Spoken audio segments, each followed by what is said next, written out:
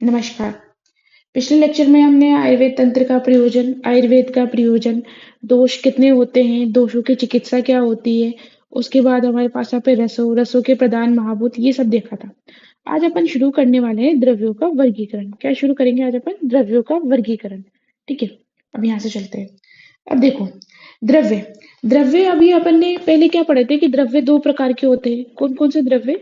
कारण द्रव्य और कार्य द्रव्य। ठीक है, कारण द्रव्य होते हैं 9, कार्य द्रव्य होते हैं असंख्य। ये अपन ने पहले पढ़ा था। ठीक है, अब यहाँ पे देखते हैं कि प्रभाव वेद से द्रव्य कितने प्रकार के होते हैं। कौन से वेद से? प्रभाव वेद से। तो वेद से द्रव्य होते हैं 3 प्रकार के। कौन कौन से? किंचित दोष प्रशमनम, कोई दोषों को शमन करने वाले। किंचित धातु प्रदूषणम, जो धातुओं को दूषित करते हैं। स्वस्थ वृतो मतम, किंचित त्रिविधम द्रव्यम उच्यते, और स्वस्थ के लिए जो हितकारी होते हैं वो द्रव्य। ऐसे करके टोटल 3 प्रकार के द्रव्य होते हैं प्रभाव वेद से। ठीक है, और सिंपल 2 प्रकार के हो गए। ठीक है, फिर उसके बाद उत्पत्ति वेद से। कैसे? उत्पत्ति वेद से भी द्रव्य कितने प्रकार के होते हैं? वो भी त्रिविधम, 3 प्रकार के होते हैं। उन्होंने क्या होता है? जांगम, ओदभिद और पार्थिव। क्या क्या होते हैं? जांगम होते हैं, ओदभिद होते हैं और पार्थिव होते हैं। जांगम क्या होते हैं? जांगम जो कि गमन करते हैं, मतलब एक जगह से दूसरी जगह जाते हैं, जिसमें अपन ने पढ़ा था ना कि जरायुज, अंडज और स्वेदज। ठीक है, जो जरायु से उत्पन्न होते हैं, जो अंडे से उत्पन्न होते हैं और जो श्वेत से उत्पन्न होते हैं, ये क्या होते हैं? जांगम ही होते हैं, है ना, क्योंकि मूवमेंट करने वाले होते हैं। तो एक जांगम हो गए। उद्भिद अपन ने क्या पढ़ा था? जो पृथ्वी को फोड़ के बाहर निकलते हैं। किसको? पृथ्वी को फोड़ करके बाहर उत्पन्न होते हैं, उनको बोलते हैं उद्भिद। उसमें क्या क्या आता है? उसमें आते हैं वनस्पति, वानस्पत्य, विरुद्ध और औषधि। ठीक है, और पार्थिव जो हमें जमीन से मिलते हैं, मतलब जो भूमि से मिलते हैं, उनको बोलते हैं पार्थिव। जैसे कि खनिज वगैरह, जो अपन सोना चांदी वगैरह ये जो धरती से निकालते हैं, ये क्या होते हैं अपने पास? पार्थिव। ठीक है, तो प्रभाव वेद से तो 2-3 प्रकार के। ठीक है, और उत्पत्ति वेद से भी 3 प्रकार के। प्रभाव वेद से कौन से हो गए? किंचित दोष प्रशमनम, किंचित धातु दूषणम और स्वस्थितम मतम। ठीक है, और उत्पत्ति में जांगम, उद्भिद और पार्थिव। ठीक है, अब अपन ने देखा ये 3 प्रकार के हो गए। अब देखते हैं जांगम द्रव्य, मतलब ये जो जरायु, अंडज, स्वेदज, इनसे अपन क्या यूज करते हैं, मतलब इनका क्या यूज करते हैं। तो जांगम द्रव्य, अब जांगम द्रव्य मतलब कि ये औषध द्रव्य, जांगम से कौन सी औषध निकाली जाती है, मतलब क्या क्या यूज लिया जाता है, कौन कौन सी वस्तुएं प्रयोग में ली जाती है। तो मधुनी, जैसे मधु हो गया। गोरस हो गया, तो गोरस में गाय का दूध, दही। पित्त हो गया, इनका वसा यूज लेते हैं। इनकी मज्जा यूज लेते हैं। इनका अशरक, अशरक मतलब होता है रक्त। ठीक है, अमिशम, अमिशम मतलब होता है मांस। इनका मांस यूज लेते हैं। इनका वेण, मूत्र, चर्म, रेत मतलब इनका शुक्र यूज लेते हैं। इनकी अस्थि, इनके स्नायु, इनके श्रृंग अपन ने देखे ना, जैसे कि जो बारहसिंगा के सींग यूज लेते हैं। इनके नख हो गए, इनके खुर हो गए। तो ऐसे इनके डिफरेंट, इनके जो ऑर्गन्स वगैरह, इनकी वस्तुएं प्रयोग में ली जाती है। तो टोटल कितने द्रव्य हो जाते हैं? 19 द्रव्य। कितने बता रखे? 19 द्रव्य। ठीक है, ऐसे ही हमारे पास यहाँ पे होती है पार्थिव।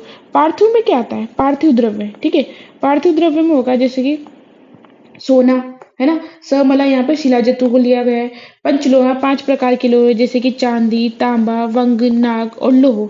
ठीक है, सिक्ता वर्ग, सुधा। ठीक है, मनशिलाले, मनशिलाले जहां पर भी आएगा, मनशिलाले का मतलब होता है मनशिला प्लस हड़ताल। ठीक है, मणि, लवण, गैरिक, अंजन। तो ये सारे क्या है? ये पार्थिव द्रव्य है। ठीक है, उसके बाद हमारे पास यहाँ पे क्या आता है? उद्भिद द्रव्य। उद्भिद द्रव्य मैंने कल बताए थे ना। उद्भिद द्रव्य कौन कौन से होते हैं? वनस्पति, वानस्पत्य, औषधि, प्रतान, विरुद्ध। ठीक है, तो वनस्पति क्या होती है? ये बताता है कि वनस्पति जिसमें सिर्फ केवल फल लगे रहते हैं। पति सिर्फ क्या देता है? फल देता है। पति क्या देता है? फल देता है। ठीक है, फिर उसके बाद आता है वानस्पत्य। देखो, एक तो ये बड़ा भी है, 2 तरीके से याद कर सकते हैं। पति फल देता है तो ऑटोमेटिकली वानस्पत्य में पुष्प और फल दोनों हो जाएंगे। वानस्पत्य में क्या हो जाएंगे? पुष्प और फल हो जाएंगे। ठीक है, तो ये, और ऐसे भी याद कर लो कि इसमें एक्स्ट्रा, मतलब ये वनस्पति से बड़ा है ना देखने में, है ना। तो वानस्पत्य क्योंकि यह रहता है उसमें पुष्प और फल आते हैं। तो वनस्पति जिसमें सिंपल ओनली फल आते हैं, जैसे कि गूलर के फल आते हैं, सिर्फ गूलर, पीपल, इनमें सिर्फ फल आते हैं, है ना। फूल नहीं आते। ठीक है, डायरेक्ट फल आते हैं। और वानस्पत्य में फल और फूल आते हैं, जैसे कि आम, जामुन, ये सारे इसमें आ जाएंगे वानस्पत्य में। औषधि, औषधि क्या होती है? फल पाकंता, मतलब फल पक जाने के बाद ये नष्ट हो जाती है, मतलब जो एक सीजन में जाती है। जैसे अपन जौ लगाते हैं, गेहूं लगाते हैं, तो एक बार काटने के बाद ये नष्ट हो जाती है ना, तो ये क्या होती है? औषधि होती है। और है ना विरुद्ध। विरुद्ध मतलब प्रताने, मतलब जो किसी का सहारा लेकर के ऊपर चढ़ती है ना, मतलब जो लताएं वगैरह होती है ना, वो किस में आती है?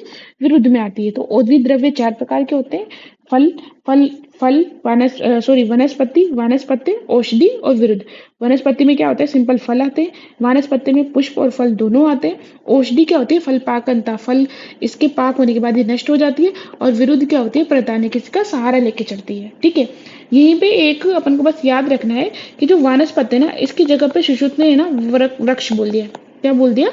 वृक्ष बोल दिया। ठीक है, बाकी तो उसने सेम रखा, वनस्पति और वानस्पति की जगह पे वृक्ष, औषधि और विरुद्ध, ऐसे चार रखे। ठीक है, भाव प्रकाश क्या बोलता है? वो 5 प्रकार के उद्भिद बोलता है। कितने प्रकार के उद्भिद बोलता है? 5 प्रकार के। वो क्या करता है? विरुद्ध नहीं मानता। किसको नहीं मानता? विरुद्ध नहीं मानता। और विरुद्ध की जगह पे चुप और वल्ली। चुप होता है कि जो झाड़ियां लगी रहती है ना, उसको चुप बोलते हैं।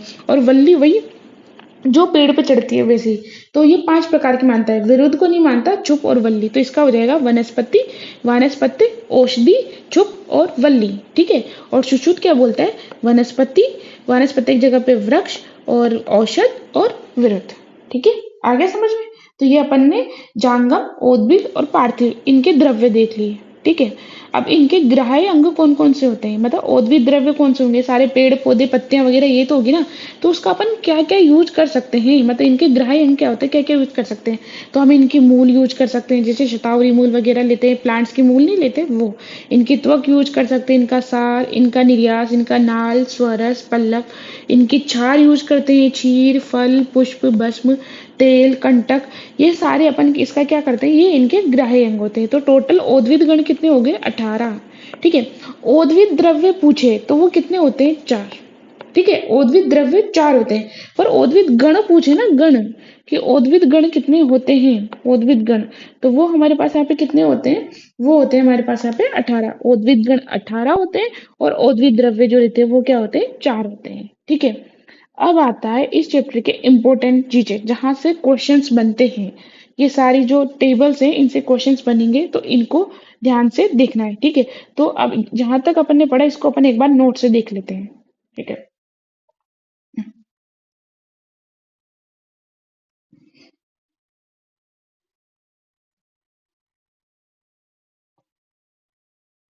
हम्म, द्रव्य वर्गीकरण। क्या पढ़ रहे हैं अब अपन यहाँ पे?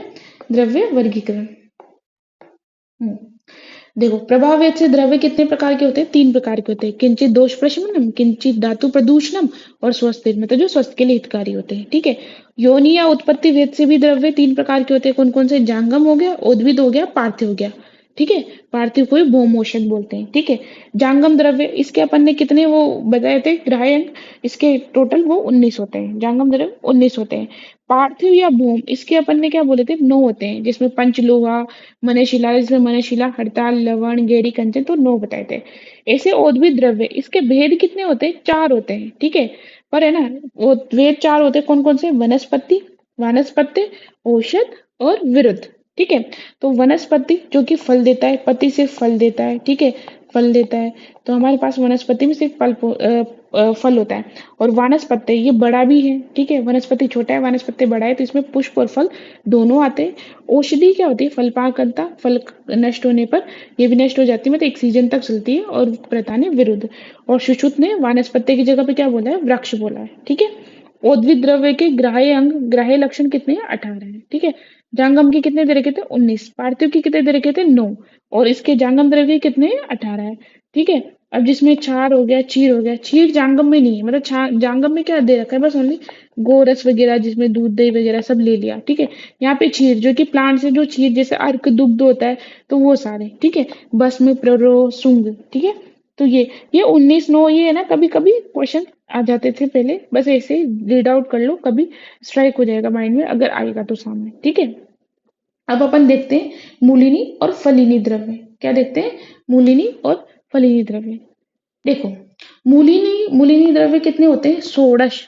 षोडश है मूलिनी। मूलिनी कितने होते हैं? 16। फिर उसके बाद आता है एकोन विंशति फलिनी। फलिनी क्या होता है? एकोन। एकोन का मतलब होता है एक न्यून। क्या? एक न्यून। और विंशति मतलब 20, मतलब 20 में एक कम। एकोन विंशति दे रखा है यहाँ पे। ये एकोन और विंशति ये दोनों मिला के क्या है? फलिनी द्रव्य। तो फलिनी कितने? 19। और अपने पास यहाँ पे मूलिनी कितने अपने पास यहाँ पे 16। तो इसको जैसे ऐसे भी याद कर लो। देखो भाई, हमें फल तो ज्यादा ही चाहिए ना, है ना, भले से हम मूल कम दे दे। तो फलिनी हमारे पास यहाँ पे, फलिनी होंगे 19 और मूल हमारे पास आएंगे 16। भाई मूल कम हो पर फल लोगों को ज्यादा चाहिए, इसलिए कभी कभी 16 और 19 में भी कंफ्यूज हो जाता है ना। तो एक चीज याद कर लो, फल हमेशा, हमें कोई भी चीज का फल ज्यादा ही चाहिए, इसलिए ये हो जाएंगे 19। फलिनी 19 होते हैं और मूलिनी हमारे पास यहाँ पे 16 होते हैं। और इसकी संस्कृत टर्म भी याद याद रखना है, क्योंकि कभी कभी संस्कृत पूछ लेते हैं। तो मूलिनी 16 हो गया, और एकोन विंशति कितनी होती है, फलिनी होता है, ठीक है। और इसने कितने दे रखे माँ, इसने 4 माँ इसने देते हैं। 5 लवण के बारे में बताएंगे, 8 मूत्र के बारे में बताएंगे, ठीक है। उसके बाद ऐसे ही हमारे पास 8 मूत्र के बारे में बताएंगे, शोधनाथ वर्षण वृक्ष बताएंगे, ठीक है। तो ये सारे अभी देखते हैं कितने, मूलिनी कितने 16, फलिनी कितने 19, महास्नेह कितने 4, लवण कितने 5, मूत्र कितने 8, दूध भी कितने 8, और शोधन के वृक्ष कितने 6, ठीक है। तो 16 4 5 8 8 6, ठीक है। अब देखो इनके बारे में। अब 16 मूलिनी द्रव्य कितने, 16 मूलिनी द्रव्य। अब इसमें से अपन को ये चीजें याद करनी है। अब वो चीजें मैं आपको पूरी अच्छे से रटवा दूंगी, है ना। और इसका फिर क्या करना, एक टेबल बना करके अपने बेड के साइड में चिपका लेना। देखो अभी तो आधी चीज अभी चीजें याद हो जाएगी सिर्फ टेम्परेरी पे। अपन इसको बार बार पढ़ेंगे तो परमानेंट हो जाएगी, और ऐसा नहीं कि याद नहीं होगी, अच्छे से याद हो जाएगी। मैं आपको अभी जल्दी से याद करवा दूंगी सारी चीजें, ठीक है। इसमें अब देखो 16 मूलिनी द्रव्य कौन कौन से हैं, हस्तिदंती, हेमवती, श्यामा, त्रिव्रत, अधोगुड़ा। हस्तिदंती, हेमवती, श्यामा, त्रिव्रत, अधोगुड़ा, शप्तला, श्वेतनामा च प्रत्येक श्रेणी गवाक्षे अपि ज्योतिषमती च बिंबी च क्षणपुष्पी विषाणिका अजगंधा द्रवंती च क्षीरिणी च अत्र षोडशी। तो टोटल ये कितने दे रखे हैं, 16 द्रव्य दे रखे हैं, ठीक है, 16 मूलिनी द्रव्य, ठीक है।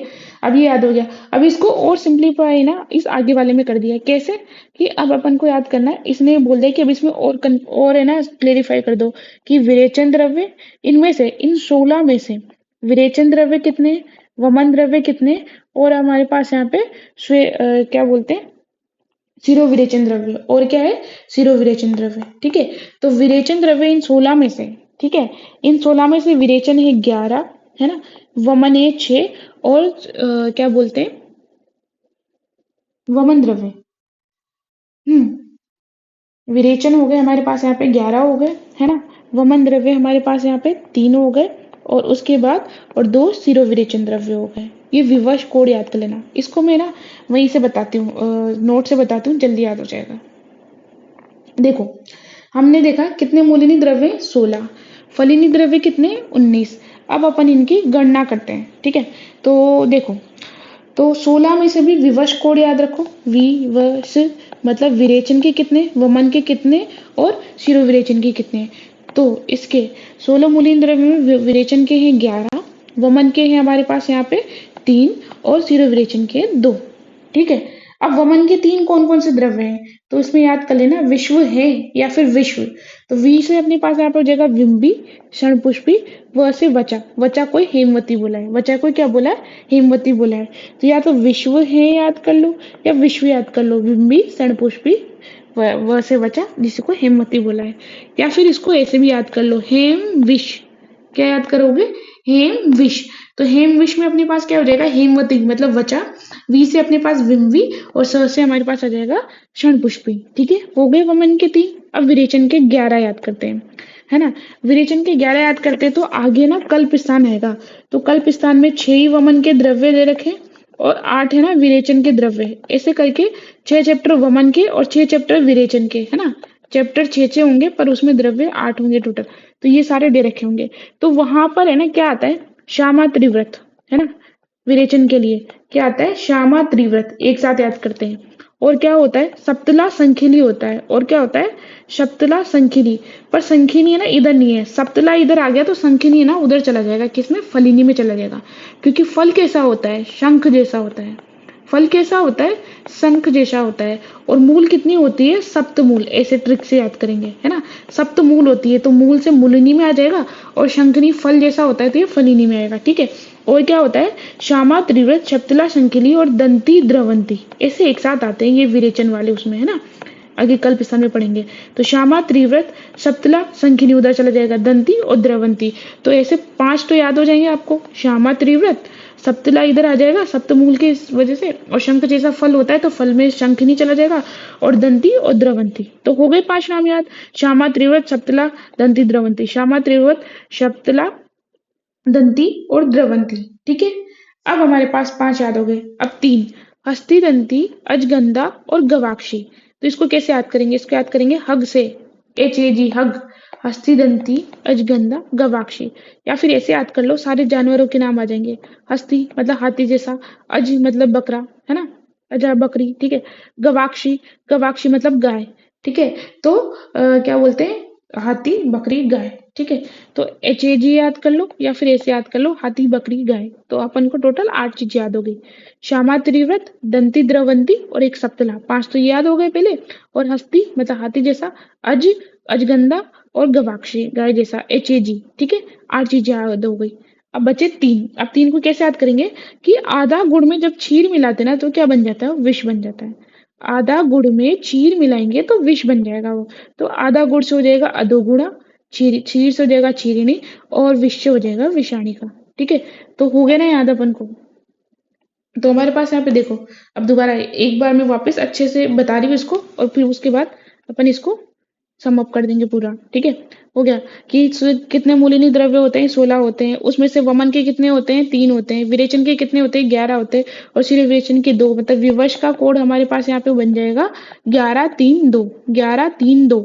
उसमें से 3 हमारे पास यहाँ पे होते हैं वमन द्रव्य, उसको कैसे याद करेंगे, विश्व से, विम्बी, क्षणपुष्पी, वचा। वचा को हेमवती बोला है। या फिर अपन इसको ऐसे भी याद कर लेंगे, हेम विश्व, हेमवती, विम्बी और क्षणपुष्पी। ठीक है, विरेचन के 11 है, तो उसमें श्यामा, त्रिव्रत एक साथ, दंती, द्रवंती एक साथ, श्यामा, त्रिव्रत एक साथ, दंती, द्रवंती एक साथ, और बीच में सप्तला। सप्तला इधर आ जाता है। और शंखनी मतलब शंख जैसा फल, तो वो किस में चला जाएगा हमारे पास यहाँ पे, फलिनी में चला जाएगा। फिर 3 जानवर आते हैं, हस्ती, दंती, अजगंधा, गवाक्षी, HAG। या तो HAG याद कर लो, जिसमें हस्ती, दंती, हग कर लो, जानवरों को हक करना है। हस्ती, दंती हाथी जैसा, अजगंधा बकरी, और गवाक्षी गाय जैसा। तो ये तीनों हक से याद हो जाएंगे। बचे 3, तो आधा गुड़ प्लस क्षीर और विष, तो अधोगुड़ा, क्षीरिणी और विष। ठीक है, और फिर उसके बाद शिरोविरेचन। शिरोविरेचन में 2 आते हैं, श्वेत ज्योति, जैसे लाल ज्योति, पीली ज्योति, वैसे हमारे पास कौन सी ज्योति है, श्वेत ज्योति है।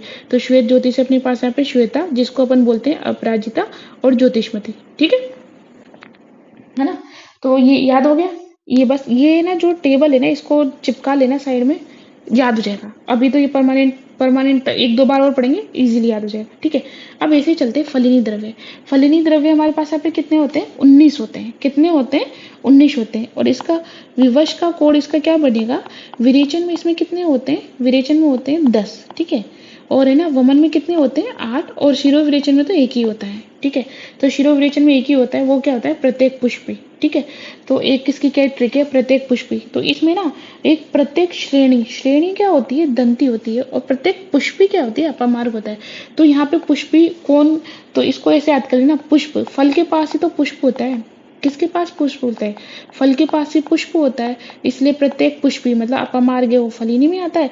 और श्रेणी मूल है ना, श्रेणी मूल, तो श्रेणी मूल, तो अपने पास मूलिनी में क्या आएगा, प्रत्येक श्रेणी, जो कि दंती होता है। ठीक है, अब चलते हैं। तो एक शिरोविरेचन वाला याद कर लिया। अब अपन याद करते हैं वमन वाले 8। ठीक है, तो कल्प में 6 वमन द्रव्य दिए रहेंगे। ठीक है, तो उसकी ट्रिक क्या होगी, मदन जी इक दावक। क्या होता है, मदन जी इक दावक। तो म से अपने पास हो जाएगा मदन फल, जी से जिमूतक, इक से हमारे पास हो जाएगा इक्ष्वाकु, द से हमारे पास यहाँ पे दमार्गव, व से होता है वत्सक। क्या होता है, वत्सक। तो वत्सक को क्या बोलते हैं, कुटज। ठीक है, और क से होगा कृतवेदन। तो मदन जी इक दावक, मदन जी इक दावक, मदन जी इक दावक हो गए, 6 याद हो गए। और ये 6 वमन वाले वो कल्प स्थान वाले हो गए। अब इसमें 2 और ऐड कर देते हैं, कौन सा, हस्ती, पर्णी और त्रपुष। तो मदन जी इक दावक, मदन जी इधर धावो मतलब इधर दौड़ो। कितने हाथ दौड़ना है, 3 हाथ दौड़ना है। कितने हाथ दौड़ेंगे मदन जी, 3 हाथ दौड़ेंगे। तो 3 से हो जाएगा हमारे पास यहाँ पे 3 से त्रपुष, और ह से अपने पास हो जाएगा हस्ती, पर्णी। ठीक है, 3 से अपने पास त्रिपुष और ह से हस्ती, पर्णी।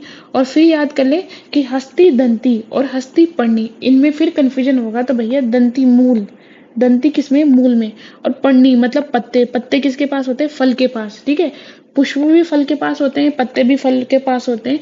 तो इससे ये इस मूलिनी और फलिनी में डिफरेंस समझ में आ जाएगा। ठीक है, हो गए। अपन ने 8 चीजें याद कर ली। मदन जी एक धावक, कितने हाथ धावक है वो?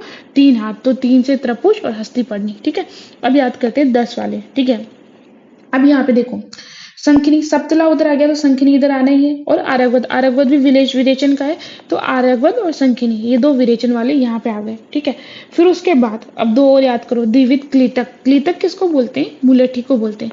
तो वो दो प्रकार की है, कौन सी? आनुप और स्थलज। ठीक है, तो दो आरगवद शंखनी याद हो गया था, दो उसमें ऐड करो, अनूप और स्थलज, ये क्लीटक के दो प्रकार के।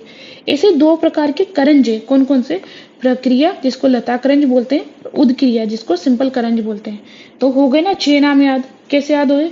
कि आरगवद अमलताश अपन को पता है, आरगवद और शंखिनी ये विरेचन द्रव्य हैं, इधर से वहां से ले लिए। ठीक है, फिर क्लीतक दो प्रकार के, आनुप और स्थलज, और करंज दो प्रकार के, लता करंज और उदक्रिया, मतलब प्रक्रिया और उदक्रिया। ठीक है, हो गए।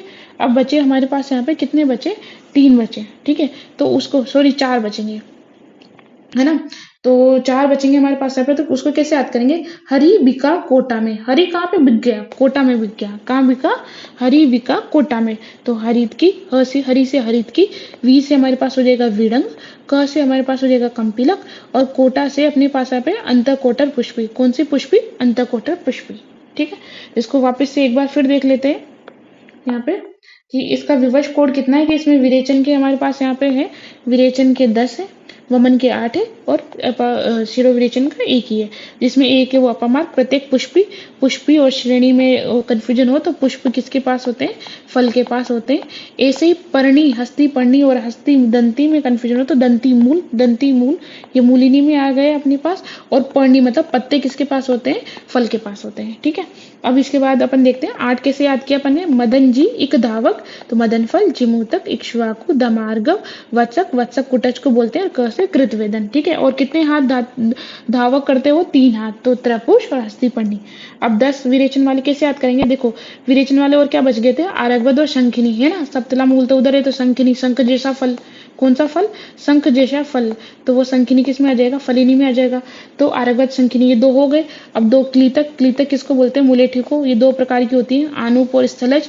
ऐसे करंज दो प्रकार के होते हैं, प्रक्रिया और उदक्रिया। प्रक्रिया में लता करंज और उदक्रिया में करंज। ठीक है, अब बचे हमारे पास यहाँ पे 4, तो उसमें हरिविका कोटर में। कहाँ पे बिक गया? कोटा में बिका। तो हरित की, हरि से, वी से अपने पास यहाँ पे विडंग, क से अपने पास कंपिलक, और कोटा में अंतकोटर पुष्पी। तो हो गए ना याद? ये इजीली, कितना इजी था याद करना। बस इनको बार बार पढ़ते रहोगे तो ये परमानेंट तुम्हारी मेमोरी में हमेशा के लिए सेव हो जाओगे, कभी इनको भूल ही नहीं पाओगे। ठीक है, अब चलते हैं हमारे पास यहाँ पे, अब इनको यहीं पे देख लेते हैं, बुक से देख लेते हैं। ठीक है,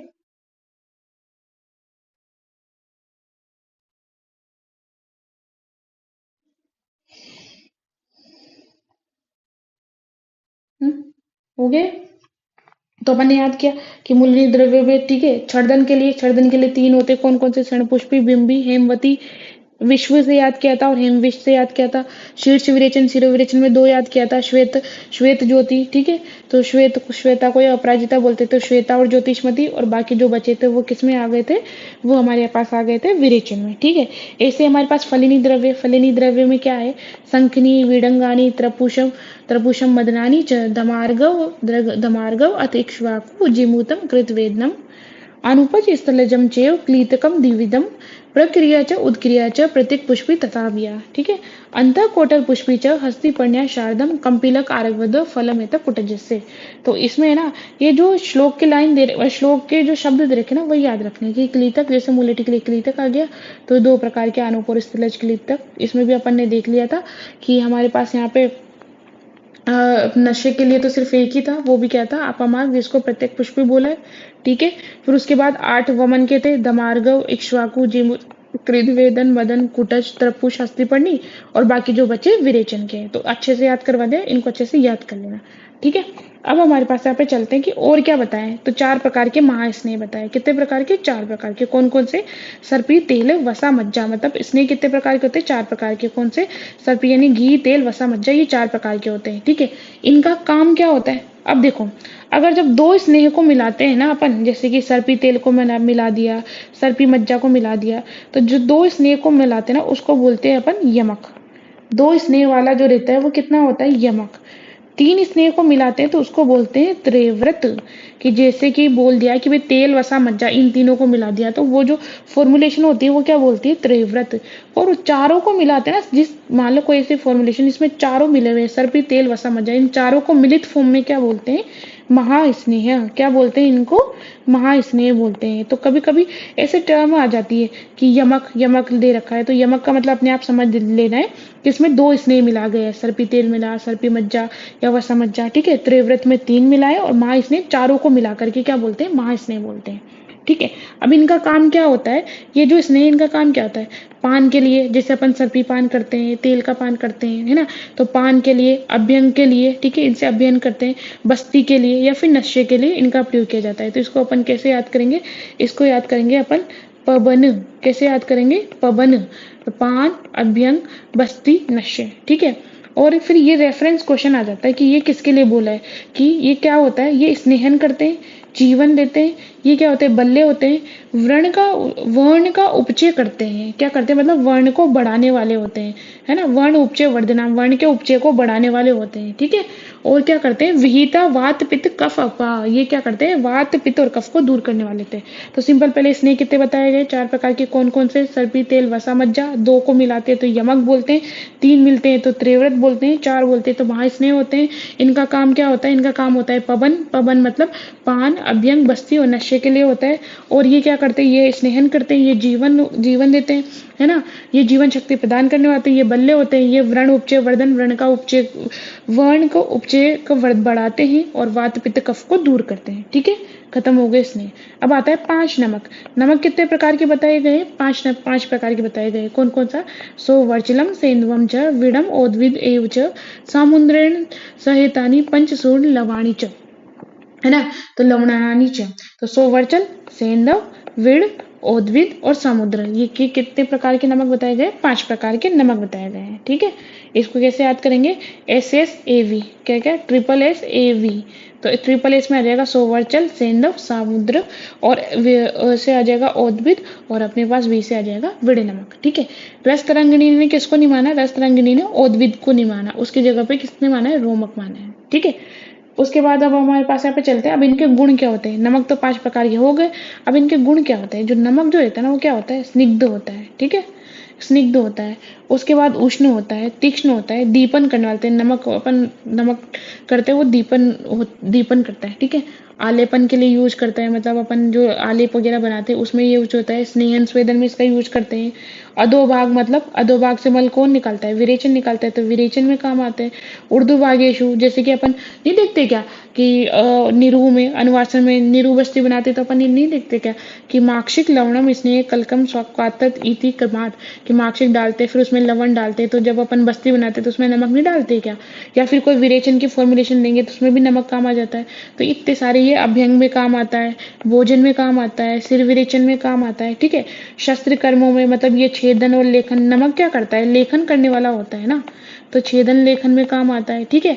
ये सारे गुल्म में, शूल में, उदर रोग में, इन सब में मतलब लवण के ये दे रखे, इनको जस्ट रीड आउट करना है।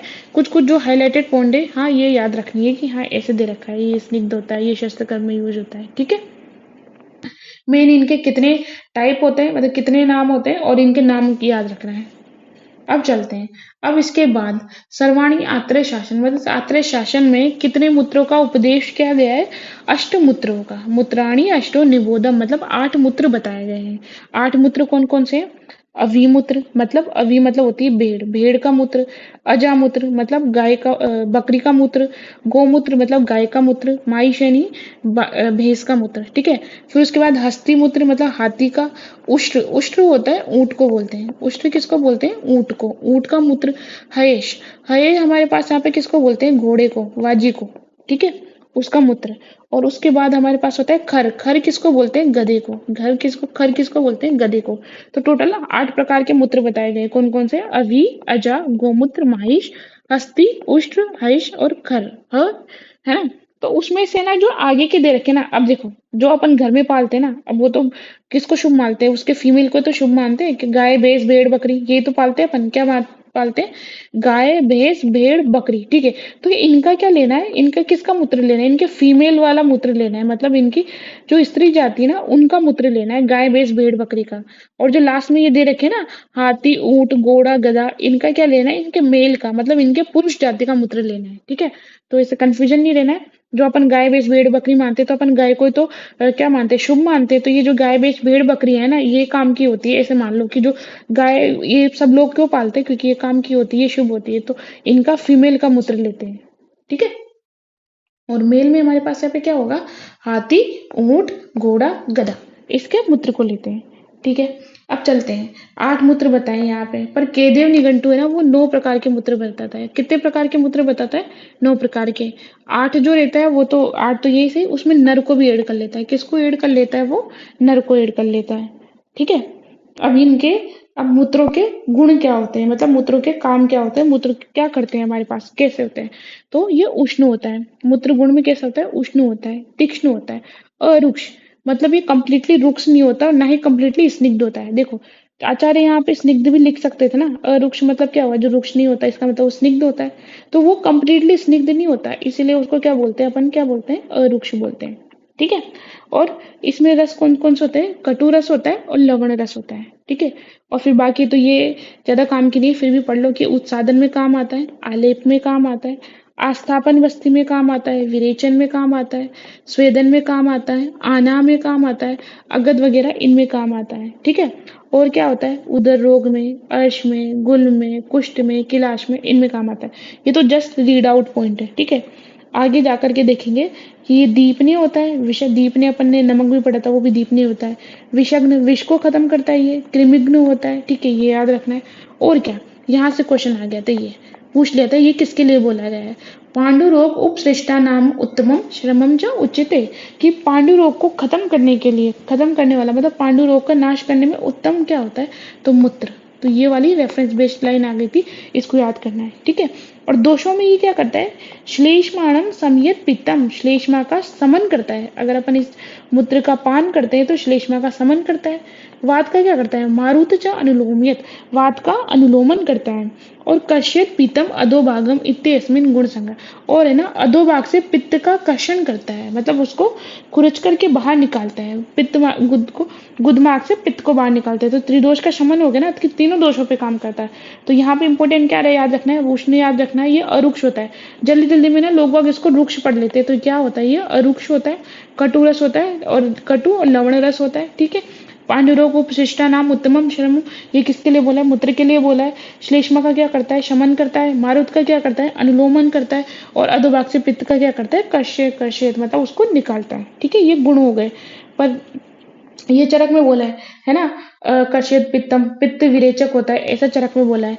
पर वाग्भट क्या बोलता है कि ये पित्त वर्धक होता है। क्या होता है, ये पित्तल मतलब पित्त को बढ़ाता है, ठीक है। जो मूत्र होता है पित्त को बढ़ाता है। और लवण को क्या बोला है उसने, अनुरस बोला है। लवण को क्या बोला है, अनुरस बोलता है। और कटु उसका रस होता है, जबकि चरक ने कटु और लवण दोनों इसके रस ही बोला है ना। और सुश्रुत ने क्या बोला है कि ये विषपम होता है। मूत्र क्या होता है हमारे पास यहाँ पे, विषापम होता है। ऐसा किसने, विषग्न किसने बोला है, सुश्रुत ने बोला है, वाग्भट ने भी बोला है, ठीक है। और भाव प्रकाश क्या बोलता है, मूत्र को रसायन बोलते हैं। भाव प्रकाश क्या बोलते हैं, मूत्र को रसायन बोलते हैं, ठीक है। तो ये चरक क्या बोलते हैं, पित्त विरेचक बोलते हैं। वाग्भट बोलते हैं कि मूत्र पित्तवर्धक होता है। सुश्रुत वाग्भट दोनों इसको विषग्न भी बोलते हैं। और भाव प्रकाश मूत्र को क्या बोलता है, रसायन बोलते हैं, ठीक है। अब देखते हैं ये जो आठों है इनका, ये मैं बाद में अभी टेबल से बता दूंगी, पहले यहाँ से एक बार पढ़ लेते हैं क्योंकि ये इंपॉर्टेंट है, यहीं से क्वेश्चंस बनते हैं, ये याद रखना है। मूलिनी फलिनी के बाद ये वाली चीज और ज्यादा इंपॉर्टेंट है, ठीक है। अब देखो, अब सबके अलग अलग गुण बता रखे हैं। जैसे अभिमूत्र, अभिमूत्र क्या होता है, तिक्त होता है, स्निग्ध होता है और पित्त अविरोधी होता है। क्या होता है, पित्त अविरोधी, ठीक है। तो अपन कैसे याद करेंगे, अवि मतलब अविरोधी, किसका, पित्त का। तो पित्त अविरोधी कौन सा होता है, अवि, अवि मतलब भेड़ का मूत्र। भेड़ का मूत्र तिक्त होता है, स्निग्ध होता है, पित्त अविरोधी होता है, ठीक है। ऐसे आजम, आजम मतलब अपने पास यहाँ पे बकरी का मूत्र। बकरी का मूत्र क्या होता है, कषाय होता है, मधुर होता है, पथ्य होता है, और दोष नियंत्री और दोषों का शमन करने वाला होता है। क्या होता है? दोषनाशक होता है। तो आज यानी बकरी का मूत्र कषाय मधुर, पथ्य दोष नियंत्री च। तो अपन कैसे करेंगे? आज से हम पथ्य पालन करेंगे। आज से अपन बोलते हैं ना कि आज से हम पथ्य पालन करेंगे, तो पथ्य किसका होता है? आज का मतलब बकरी का। ठीक है। अब गव्य मूत्र, अब यहाँ पे देखो, एक एक कृमि कुष्ठनुत, एक एक कृमि कुष्ठी नाम। ठीक है, दोनों का मीनिंग सेम है कि कृमि और कुष्ठ को खत्म करता है। ठीक है, पर संस्कृत में लिखा हुआ अलग अलग है, तो यही से यहाँ से क्वेश्चन में आंसर डिफरेंट हो जाएगा संस्कृत के वर्ड की वजह से। बाकी उनका मीनिंग सेम ही है, पर वो कुष्ठनुत पूछ देगा तो अपने पास गव्य का हो जाएगा, और कुष्ठी नाम पूछेगा तो हास्तिक का मतलब हाथी का हो जाएगा। तो इसको कैसे याद करेंगे? नाम से याद करो कि नाम किसका होता है। देखो, जिसके घर में हाथी होगा उसका तो बड़ा नाम होगा ही सही ना यार, क्योंकि हाथी रखने वाला तो नाम वाले लोग ही हाथी रखते हैं। तो जो हाथी रखेगा वो क्या होगा? नाम वाला होगा। तो कुष्ठी नाम बोलेंगे ना तो हस्ती होगा, तो अपने आप ही नुत किस में चला जाएगा? गव्य में चला जाएगा। अब गव्य मूत्र क्या होता है? मधुर होता है, किंचित दोषग्न, दोषों को समन करने वाला होता है, कृमि और कुष्ठ खत्म करने वाला होता है, कंडुच, कृमि कुष्ठ और कंडु इनका शमन करता है जब इसको पीते हैं तो, है ना, जब इसका पान करते हैं तो कृमि कुष्ठ और कंडु का शमन करता है। और सम्यक दोष है उदरे हितम, और क्या करता है कि जो सम्यक दोष है उदरे मतलब दोष जने उदर होता है ना, उसके लिए दोष जने उदर रोगों में क्या होता है? लाभकारी होता है। तो गाय का मूत्र क्या होता है? मधुर होता है, दोषों का किंचित दोषों का शमन करता है, कृमि कुष्ठ और कंडों को जब इसको पीते हैं तो खत्म करता है, और उदर रोग में हितकर होता है। ठीक है, अब आता है महिष, है ना, भैंस का मूत्र। भैंस का मूत्र क्या होता है? अर्श को, सौफ को, उदर को, किसको? अर्श, सौफ और उदर, इसका शमन करता है। ठीक है, और क्या होता है? ये क्षार होता है। ठीक है, और क्या होता है? ये शरम होता है, मतलब सारक होता है, क्षार युक्त होता है और सारक होता है। ठीक है, अभी मैं टेबल से पूरा रटवा दूंगी, अभी इसको यहाँ तक समझ लेते हैं पहले। ठीक है, उसके बाद हाथी, हाथी का मूत्र कैसा होता है? लवण होता है। कौन से रस वाला होता है? लवण रस होता है। ये भी कृमि और कुष्ठ के लिए होता है। ठीक है, और क्या होता है? बद्ध विण मूत्र, अगर तुम्हारे विण यानी मल और मूत्र अगर बद्ध हो गए तो उसमें हाथी का मूत्र देते हैं। और क्या करता है? ये विष को, श्लेष्मा को और अर्श को खत्म करता है। किसके लिए? विष, श्लेष्मा और अर्श, उन सब के लिए ये उनका नाश करता है। कौन सा मूत्र होता है? हाथी का। ठीक है, अब देते हैं उष्ट्र यानी ऊंट का। ऊंट का क्या करता है? ये तिक्त होता है ना। तिक्त अपन ने और कहाँ पे पढ़ा था? अवी का भी तिक्त था, ऊंट का भी तिक्त है। और किसको? श्वास, काश और अश को खत्म करता है। किसको? श्वास, काश और अश को। तो इसके से याद करेंगे ऊंट। ऊंट की क्या होती है? ऊंट की गर्दन लंबी होती है। ऊंट की गर्दन लंबी होती है, तो गर्दन में मतलब गले में कौन कौन से रोग होते हैं? श्वास और काश। तो श्वास, काश, अश किसको होते हैं? उष्ट्र मूत्र उसको, मूत्र उसको शमन करता है। ठीक है, ऐसे वाजी, वाजी मतलब घोड़ा। ये इसका भी रस क्या होता है? तिक्त और कटु। क्या होता है? तिक्त और कटु। और ये क्या करेगा? कुष्ठ, व्रण, विषापम, कुष्ठ को खत्म करता है, व्रण को खत्म करता है, विष को दूर करता है। कौन होता है? वाजी। तो कैसे याद करेंगे? घोड़ा। घोड़ा किस में काम आता है? युद्ध में काम लेते हैं ना घोड़े को, तो युद्ध में जाएगा तो व्रण वगैरह तो होगा ही सही। ठीक है, विष वगैरह तो पिलाएंगे सही वहां पे व्रण में, तो क्या होगा? कुष्ठ, व्रण। तो व्रण, देखो यहाँ पे क्या है ना, शब्द पकड़ के आंसर करने हैं तुम्हें, बस है ना वहां पे क्लिक होना चाहिए। अगर एक वर्ड भी क्लिक हो गया तो तुम उसको पहचान जाओगे। तो वर्ड से भी आंसर टिक कर लोगे, क्योंकि एमसीक्यू क्वेश्चंस मतलब ये पीजी में जो क्वेश्चंस बनते हैं यहाँ से वर्ड से अपन पकड़ के आंसर कर सकते हैं। ठीक है, उसके बाद अपने पास यहाँ पे खर मूत्र मतलब गधे का मूत्र। ये क्या करता है? अपस्मार, उन्माद, ग्रह विनाशन। अपनी होते हैं, पागल लोग ही तो गधे होते हैं, गधे लोग पागल होते हैं, कुछ भी मान लो, गधे पागल या पागल गधे। ठीक है, तो पागल कौन होता है? अपस्मार और उन्माद वाला। तो ये ग्रह, अपस्मार, उन्माद और ग्रह को कौन खत्म करता है? खर मूत्र करता है। ठीक है, अब इसको अपन है ना टेबल से देखते हैं, अभी तुरंत याद हो जाएगा। कैसे हो जाएगा? तुरंत याद होगा। हम्म, अब देखो, हम्म, हमने क्या पढ़ा कि ना, क्या पढ़ा था? 4 प्रकार के स्नेह पढ़े। ठीक है, और वो किस में काम आते हैं? पवन में, पान, अभ्यंग, बस्ती और नशे में, इनमें काम आता है। और ये वाली लाइन, स्नेह जीवनम बल्य वर्ण उपचय, वर्ण उपचय वर्धना, ये अपन है ना कंफ्यूज रहता है। बहुत सारी लाइनें पढ़ेंगे जो सेम टू सेम ऐसा लगेगा, कभी ऐसा लगेगा कि ये दुग्ध के लिए दे रखी है इसी लाइन, है ना। तो इसलिए इन लाइनों को पढ़ते रहना है, क्योंकि रेफरेंस बेस्ड क्वेश्चन आ जाते हैं और हम वहाँ पे कंफ्यूज हो जाते हैं। ठीक है, तो स्नेहन स्नेहन करती है, जीवनी शक्ति से बढ़ती है, बल्ले होता है, वर्ण का उपचय वर्धन करती है। ठीक है, लवण कितने प्रकार के देखे? 5 प्रकार के। कौन से? सोवर्चल, सेंधव, विड़, औद्विक, सामुद्र। कैसे याद किया था? ट्रिपल एस वार। कौन सा? ट्रिपल एस वार। तो ट्रिपल एस वा से तो 5 प्रकार के हो जाएंगे कि सेंधव, सामुद्र और सोवर्चल। ठीक है, व से विड़ और ओद्भिद। ठीक है, अब यहाँ र से अपने पास यहाँ पे क्या होगा कि रस तरंगिणी में ओद्भिद की जगह पे क्या माना है, रोमक माना है। ओद्भिद की जगह पे क्या माना है, रोमक माना है। ठीक है, सामान्य गुणक्रम लवणों के क्या होता है कि अधोभाग मतलब विरेचन में, ऊर्ध्वभाग मतलब वमन में, निरु में, अनुवासन में, शस्त्रकर्म में इसका प्रयोग करते हैं मतलब छेदन और लेखन के लिए। ठीक है, अजीर्ण में, गुल्म में, शूल में, उदर में इसका प्रयोग होता है। फिर उसके बाद हमारे पास यहाँ पे देखते हैं अष्टमूत्र, 8 प्रकार के मूत्र। ठीक है, सर्वाणी आत्रेय शासन, ये बस ये दे रखा है कि आत्रेय शासन में किसका उपदेश, कितने मूत्रों का उपदेश है, तो इतनी बड़ी टर्म नहीं है पर याद रख लेना। ठीक है, केदव निघंटू ने कितने मूत्र माने, 9 माने। उसने किसको भी एड किया है, मनुष्य को भी एड किया है। ठीक है, अब देखो कौन कौन से 8 मूत्र में, आवी मतलब भेड़ का, अजा बकरी का, गोमूत्र का, महिष का। तो गाय, भैंस, भेड़, बकरी इनके तो क्या लेनी है, फीमेल मतलब स्त्री जाति के मूत्र लेने हैं इनके तो। और हस्ती, हाथी, उष्ट्र मतलब ऊंट, वाजी मतलब घोड़ा और खर मतलब गधा। इनके कौन से मूत्र लेने हैं, इनके पुरुष जाति के मूत्र लेने हैं। मतलब शुरुआत में गाय, भैंस, भेड़, बकरी वो तो स्त्री जाति के और इनके पुरुष जाति के। ठीक है, मूत्रों के सामान्य गुण क्या होता है, ये उष्ण होते हैं, तीक्ष्ण होते हैं, अरुक्ष होता है। क्या होता है, अरुक्ष होता है मतलब ईसत स्निग्ध होता है। रस क्या दे रखा है, कटु और लवण रस। ठीक है, ये होते हैं गुण, हो गया उष्ण, तीक्ष्ण, अरुक्ष, और रस में हो गया कटु और लवण रस। ठीक है, उसके बाद हमारे पास यहाँ पे और क्या होता है, ये लाइन पूछी थी, आया ये क्वेश्चन। पांडु रोग उपसृष्टा नाम उत्तमम, पांडु रोग को नष्ट करने में उत्तम क्या होते हैं, मूत्र होते हैं। ठीक है, वाग्भट ने क्या बोला, ये पित्तल होते हैं। अब देखो, अब चरक तो बोलता है श्लेष्माण समयत पित्तम, कि है ना, ये क्या बोलते हैं, अगर अपन इसको पीते हैं तो श्लेष्मा का क्या करता है, ये शमन करता है। मारुत, मारुत का क्या करता है, ये मारुत का अनुलोमन करता है। और है ना, पित्त को अधोभाग से कर्षण करता है। ठीक है, मतलब पित्त विरेचक होता है। मतलब ये क्या होता है, पित्त विरेचक होता है। ठीक है, पर वाग्भट बोलते हैं ये पित्तल होता है। क्या बोलते हैं, पित्त को बढ़ाने वाला होता है। सुश्रुत क्या बोलता है कि ये विषनाशक होते हैं। मूत्र, मूत्र क्या होते हैं, विषनाशक होते हैं।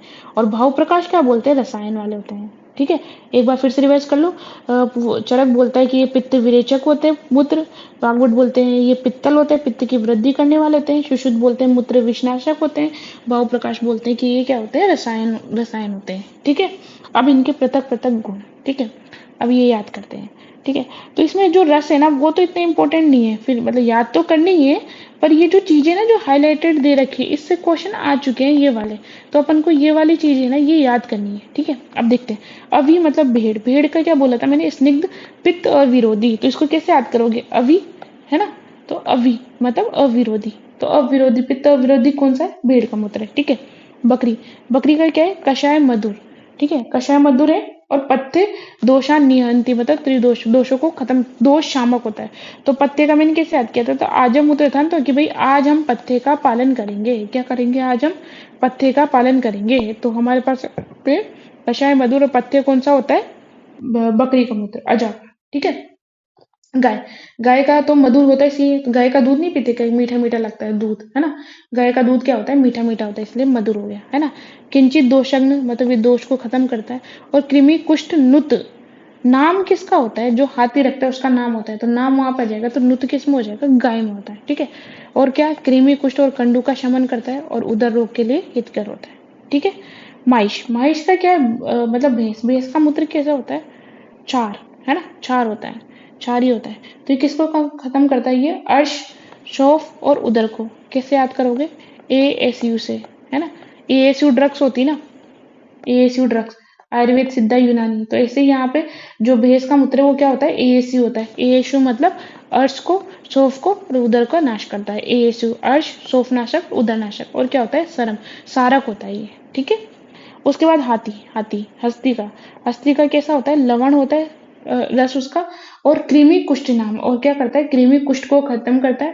और देखो हाथी बड़ा बड़ा सा है ना, तो भाई आज हाथी को किसी को भी रोक नहीं पाएगा। हाथी जो भी बद्ध लगे हुए हैं सबको तोड़ देगा। किसको तोड़ देगा, सारे बद्दों को तोड़ देगा। तो बद्ध विण मूत्र मतलब विण और मूत्र बद्ध हो गए तो उसमें क्या देते हैं, हस्ती मूत्र देते हैं।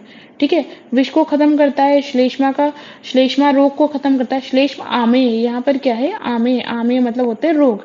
तो श्लेष्म आमे मतलब श्लेष्म के रोगों को खत्म करता है और अशनाशक होता है। कौन, हाथी का मूत्र। ठीक है, उष्ण मूत्र ये क्या होता है, तिक्त होता है। तो मैंने क्या बोला था कि उष्ण मतलब ऊंट, ऊंट की क्या होती है, गर्दन लंबी होती है। तो गर्दन लंबी होती है तो उसको बेचारे को क्या हो जाए, वो क्या खत्म करता है, श्वास कास को खत्म करता है। ठीक है, तो यहाँ पे क्या आ जाएगा, श्वास कास, मतलब शब्द पकड़ लेना है, श्वास कास और अशोक किसके लिए, उष्ण के लिए। बाजी मतलब घोड़ा, घोड़ा किस में जाता है, युद्ध में जाएगा। तो युद्ध में जाएगा तो व्रण वगैरह तो होते ही सही ना, तो कुष्ठ व्रण विषपम क्या होता है, वाजीमूत्र होता है। खर, खर मतलब होता है गधा, गधा मतलब पागल होता है। तो पागल लोग कौन कौन से होते हैं, अपस्मार, उन्माद, ग्रह विनाशनम। ठीक है, बार बार करोगे हो जाएंगे। इस टेबल को बना करके बेड के साइड में रख लो, 3-4 बार याद भी मत करो, बस जस्ट रीड आउट कर लोगे ना।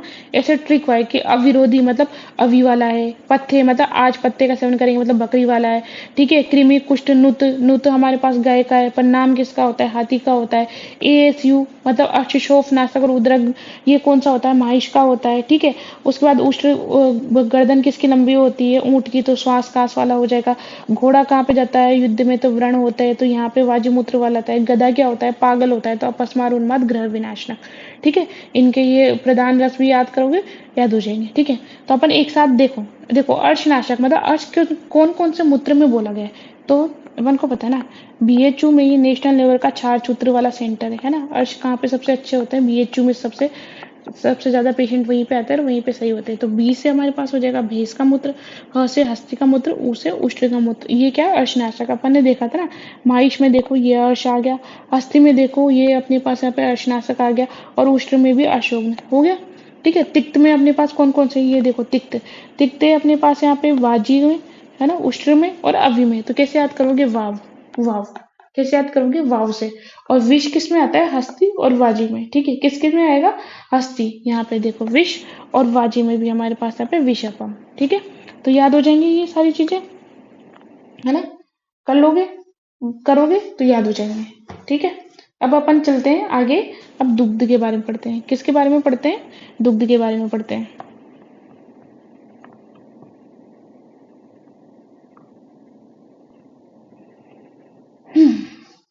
हम्म अब देखो, दुग्ध के सामान्य गुण क्या होते हैं, है ना।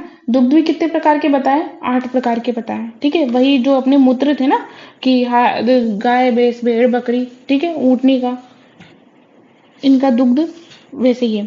तो दुग्ध के अपने पास यहाँ पे,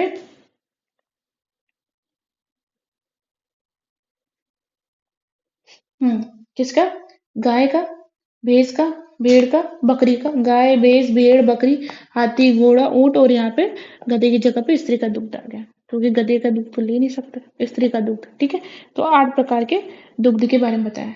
ठीक है, अब देखो क्या करते हैं ये, प्रायशः दुग्ध मधुर होता है, स्निग्ध होता है, शीत होता है। ठीक है, स्तन्य होता है। ठीक है, दूध मतलब स्तन्य मतलब दुग्ध, है ना। फिर उसके बाद अब इसका काम क्या होता है, ये प्रीणम होता है, ब्रंगणम होता है, वृश्य होता है, मेद्य होता है, बल होता है, मनस्क्रम होता है। ये लाइनें ऐसी होती है, सारी कंफ्यूजन वाली होती है, जैसे अपन ने वहां पे देखा ना, स्नेहना, है ना, बल्यम, है ना, जीवनम। तो वो किसके लिए दे रखा था, वो दे रखा था हमारे पास यहाँ पे स्नेह के लिए। ठीक है, अब हमारे पास यहाँ पे ये देखो, दूध के लिए प्रीणम, ब्रंगणम, वृश्य, मेद्य, बल, मनस्क्रम। मतलब प्रीणम हमारे पास यहाँ पे ये आह्लाद उत्पन्न करने वाला होता है, ब्रंगण करने वाला होता है, वृश्य होता है, मेद्य हमारी धारण शक्ति को बढ़ाने होता है, बल बढ़ाने वाला होता है, मन को अपनी कार्य शक्ति देने वाला होता है। ठीक है, और दूध और क्या होता है, जीवनीय होता है। ठीक है, श्रम को खत्म करता है। ठीक है, श्वास कास का निवारण करता है।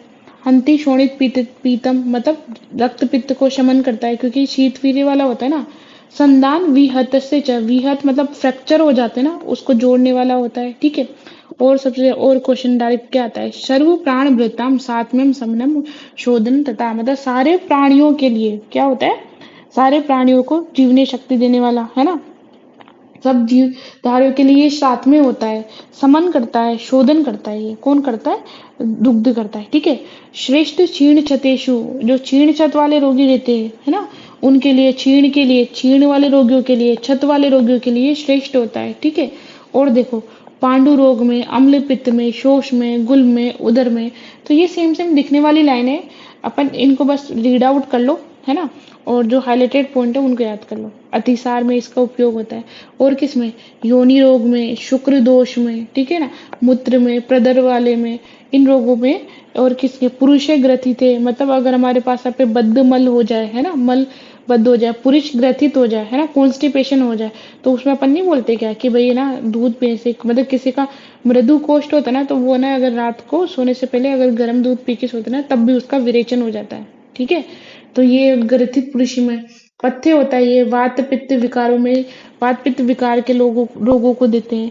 तो इन सब में क्या होता है, दुग्ध देते हैं। ठीक है, तो सिंपल से ये प्रीणम ब्रंगणे मेद्य बल वाला होता है, जीवन देता है, सारे प्राण व्रतों के लिए साथ में हो जाता है ये। ठीक है, श्रेष्ठ क्षीण छत्रुष के लिए, ठीक है, योनि में, शुक्र दोष में, मूत्र रोग में, प्रदर में, ठीक है, ग्रथित पुरुष में, है ना, वात पित्त इनके लिए देते हैं। तो ये दूध के सामान्य गुण होते हैं। ठीक है, 8 प्रकार के दूध वही गाय, भैंस, भेड़, बकरी, ठीक है, गधा, घोड़ा, और उसके बाद स्त्री वाला दुग्ध। ठीक है, तो ये ऊपर बताए गए मतलब ये दुग्ध के और इनके अलग अलग 8 दुग्ध के गुण है ना, वो अपन कहाँ पे पढ़ेंगे, सूत्र स्थान जो है ना 27वां जो चैप्टर है ना उसमें पढ़ेंगे।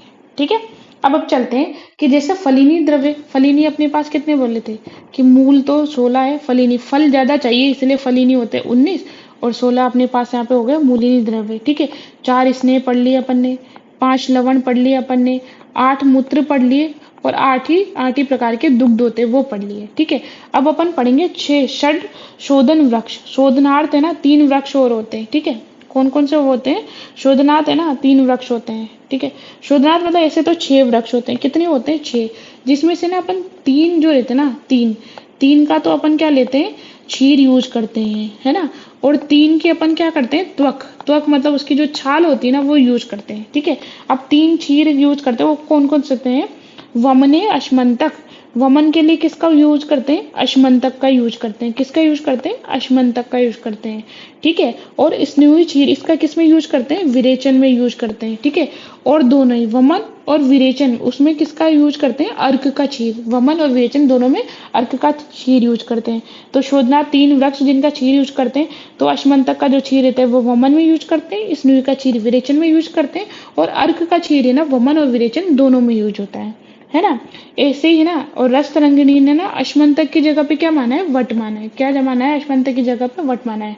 3 बार बोलो याद हो जाएगा, अश्मंतक किसमें, वमन में, स्नुई क्षीर किसमें, विरेचन में, और अर्क का किसमें, वमन विरेचन में, अश्मंतक स्नुई अर्क, अश्मंतक स्नुई अर्क, अश्मंतक स्नुई अर्क, वमन विरेचन और वमन विरेचन दोनों में। ठीक है, ऐसे वापिस 3 वृक्ष, वो पुनः 3 वृक्ष होते हैं जिनकी क्या अपन क्या यूज करते हैं, छाल, त्वचा, इनकी त्वचा यूज करते हैं। ठीक है, कौन कौन से, पुतिक, कृष्णगंधा और तिलवक। क्या है, पुतिक, कृष्णगंधा और तिलवक, पुतिक, कृष्णगंधा, तिलक, तिलवक, पुतिक, कृष्णगंधा, तिलवक, और वहां पे देखा था अश्मंतक, स्नुई और अर्क। ठीक है, अब इनका प्रयोग क्या है, जो पुतिक और जो तिलवक रहता है ना, इन दोनों का तो किसमें यूज करते हैं, इनका करते हैं विरेचन में, किसमें यूज करते हैं, पुतिक तिलवक का विरेचन में यूज करते हैं।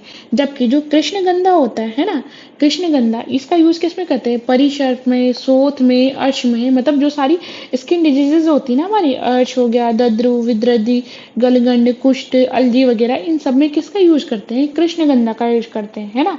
कृष्ण भगवान के कैसे याद करोगे, कृष्ण भगवान सारी बीमारियों का इलाज कर देते हैं, क्या कर देते हैं, कृष्ण भगवान सारी बीमारियों का इलाज कर देते हैं। तो इसमें मतलब सारी स्किन डिजीज का, जैसे विसर्प, शोथ, अर्श, तो कृष्णगंधा का परिसर्प, शोथ, अर्श वगैरह हो जाएगा, और पुतिक और तिलवक क्या हो जाएगा, विरेचन हो जाएगा। तो ये अपन ने 6 है ना शोधन वाले वृक्ष है ना उनके देख लिए, जिसमें 3 का क्षीर और 3 का त्वक, और 3 के क्षीर में हमारे पास हो जाएगा अश्मंतक हो जाएगा, अर्क हो जाएगा, और स्नुई वाला हो जाएगा। ठीक है, तो काले में कौन सा हो जाएगा, पुतिक होता है, इसमें तिलवक होता है, और इसमें क्या हो जाएगा, कृष्णगंधा हो जाएगा। ठीक है, तो कृष्णगंधा जो होता है वो स्किन डिजीज में आ जाएगा, पुतिक तिलवक विरेचन में आ जाएगा। ठीक है, अश्मंतक है ना वमन में आता है। ठीक है, और स्नुई जो रहता है विरेचन में, और अर्क हो जाएगा स्नुई और विरेचन दोनों में काम आता है। ठीक है, देखते हैं इसको एक बार। हम्म, अब आपने क्या बोला कि ना जो दूध के सामान्य गुण क्या होते हैं, कि दूध प्रीणम होता है, भ्रंगणम होता है, वृश्य, मेद्य, प्रीणम मतलब जीवन देने वाला होता है, भ्रंगण करने वाला होता है, वृश्य होता है, मेद्य शक्ति को बढ़ाने वाला होता है, बल्ले होता है, मन को अच्छा लगने वाला होता है, जीवनी होता है, जीवनी शक्ति को देता है, श्रम को खत्म करता है, श्वास का खत्म करता है। ठीक है, हंति शोणित पित्त मतलब रक्त पित्त, रक्त पित्त क्या होता है, क्योंकि उसमें पित्त रहता है ना, उष्ण होता है, और दुग्ध क्या होता है, शीत वीर्य वाला होता है, इसलिए रक्त पित्त को शमन करता है। संदान, विहत, विहत मतलब जो फ्रैक्चर वगैरह हो जाता है उसको संदान मतलब जोड़ने वाला होता है। सरु प्राण वृत्ताम साथ में सारे प्राणियों के के लिए साथ में होता है, समन शोधन करने वाला होता है, पांडु रोग में, अम्ल पित्त में, शोष में, गुल्म में, उदर में, ये सारी चीजों में काम आता है। और किसमें, योनि शुक्र प्रदर्श, ये जो हाईलाइट करते रहते हैं ना, इसका मतलब इनसे क्वेश्चन आए हुए हैं, डायरेक्ट ये लाइनें उठा के वहां पे पूछी गई है। तो ये जो हाईलाइटेड चीज है ना, इनको जरूर ध्यान से पढ़ना चाहिए। वैसे तो सारे नोट्स ध्यान से पढ़ने, ये हाईलाइटेड वाले और ज्यादा ध्यान से पढ़ने, ठीक है। तो पुरुष में, ग्रथित पुरुष में मतलब कॉन्स्टिपेशन में पथ्य होते हैं, ये वात को शमन करते हैं, ठीक है। सुश्रुत ने क्या बोला है, जो क्षीर है ना वो क्या होता है, जाति साथ में, है ना। यहाँ पे क्या बोला है, सर्व प्राण भृतम साथ में, और सुश्रुत बोलता है जाति साथ में होता है ये, ठीक है। शोधन वृक्ष, 6 शोधन वृक्ष होते हैं। 3 तो हमारे पास यहाँ पे, 3 तो क्षीर, 3 का तो क्षीर यूज लेते हैं, और 3 की हमारे पास क्या लेते हैं, वल्कल, मतलब इनकी त्वक यूज लेते हैं, ठीक है। क्षीर में कौन कौन से होता है, अश्मंतक, स्नूही और अर्क, ठीक है। तो अश्मंतक जो रहता है वो वमन में काम आता है, स्नूही विरेचन में काम आती है, और अर्क जो रहता है वमन और विरेचन दोनों में काम आता है। अश्मंतक स्नूही अर्क, अश्मंतक स्नूही अर्क, अश्मंतक स्नूही अर्क, ठीक है। उसके बाद ये जो विद्रदी गंड है ना, वो इधर का है ना, ये है ना, ये इधर की चीज है, ध्यान से। और वल्कल में क्या आता है, पुतिक, पुतिक में हमारे पास यहाँ पे आता है लता कारंज को बोलते हैं, ये विरेचन में काम आता है। पुतिक और तिलवक, तिलवक किसको बोलते हैं, लौद्र को। तो ये दोनों किस में काम आते हैं, विरेचन में काम आते हैं। और कृष्ण गंधा, मैंने क्या बोला था, कृष्ण भगवान है ना, सारे त्वक विकार होते हैं ना उनको शमन कर देते हैं, जैसे परिसर्फ में, शोथ में, अर्श में, है ना, दो दद्रु में, यहाँ पे दद्रु है ये, ठीक है। मिसप्रिंट हो गए कुछ कुछ है ना वर्ड्स, इसमें मिसप्रिंट है, इधर उधर हो रहे हैं, तो उनको ना हम सही कर देंगे बाद में दूसरे एडिशन में, ठीक है। धीरे धीरे सारे आपको जो फॉर्म मिले, जो मिलेगा वो सारे शोधित फॉर्म में मिलेंगे, ठीक है। कुष्ठ में और अलजी में तो हो गए। तो अपन ने क्या पढ़ लिए, 16 मूलिनी पढ़ लिए, 19 फलिनी पढ़ लिए, 4 स्नेही पढ़ लिए, 5 लवण पढ़ लिए, 8 दुग्ध पढ़ लिए, 8 ही मूत्र पढ़ लिए, और 6 शोधन वृक्ष। देखो यही इंपॉर्टेंट क्वेश्चन है, यहाँ से क्वेश्चन बनते हैं, तो इन सबको जैसे ट्रिक से याद कर रहे हैं ना वैसे याद कर लो, और फिर इनकी ना टेबल बना के, जैसे मूलिनी फलिनी की टेबल, वहां से क्वेश्चन आ जाते हैं, मूत्र के बारे में होता है वहां से क्वेश्चन आ जाते हैं, ये 6 वृक्ष, तो इनको अच्छे से अपन को क्या करना है, याद करना है, ठीक है। अब चलते हैं हमारे पास यहाँ पे ये, अब ये थोड़ा है ना, थोड़ा बहुत ये औषधि और चिकित्सक के बारे में 4-5 है, जल्दी खत्म हो जाएगा चैप्टर, ठीक है। अब देखो वनवासी, वनवासी क्या होते हैं कि औषधि नाम रूपाव्या जानते ही जपा वने, जो वन में रहने वाले लोग हैं ना वो क्या करते हैं, औषधि के नाम और रूप, क्योंकि भैया वन में वही तो रहते हैं, तो उनके आसपास जो पेड़ पौधे लगेंगे तो वो उनके बारे में जानेंगे ना। तो अविपाश, गोपाश, ये अन्य वनवासी, मतलब जो गोपी, जो गाय वगैरह चराते हैं वहां पे, जो वन में रहने वाले जो लोग हैं, ये क्या जानते हैं, औषधि के नाम रूप जानते हैं।